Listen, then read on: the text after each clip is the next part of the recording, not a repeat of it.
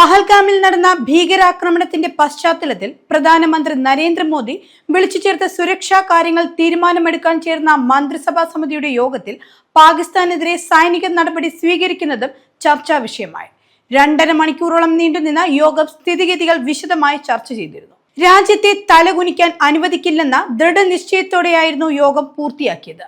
ഭീകരരെ പിന്തുണയ്ക്കുന്നതിനെതിരെ സൈനിക നടപടി സ്വീകരിക്കുന്നത് യോഗത്തിൽ ചർച്ചയായെങ്കിലും തൽക്കാലം പാകിസ്ഥാനെതിരെ നയതന്ത്രപരവും തന്ത്രപരവുമായ നിലപാട് കർശനമാക്കാൻ തീരുമാനിക്കുകയായിരുന്നു. കടുത്ത നടപടികളിലൂടെ നയതന്ത്ര തലത്തിലടക്കം പാകിസ്ഥാനെ ഒറ്റപ്പെടുത്താൻ തീരുമാനിക്കുകയായിരുന്നു. പാകിസ്ഥാനുമായുള്ള സിന്ധു നദീജല കരാർ അവസാനിപ്പിച്ചു. പാകിസ്ഥാൻ പൗരന്മാർക്ക് വിസ നൽകുന്നത് നിർത്തിവെക്കുകയും ചെയ്തു. വാഗ അട്ടാരി അതിർത്തി ഉടൻ അടയ്ക്കാനും യോഗം തീരുമാനമെടുത്തിട്ടുണ്ട്. ഇസ്ലാമാബാദിൽ നിന്നും നയതന്ത്രജ്ഞരെ തിരിച്ചു വിളിക്കാനും തീരുമാനമായി.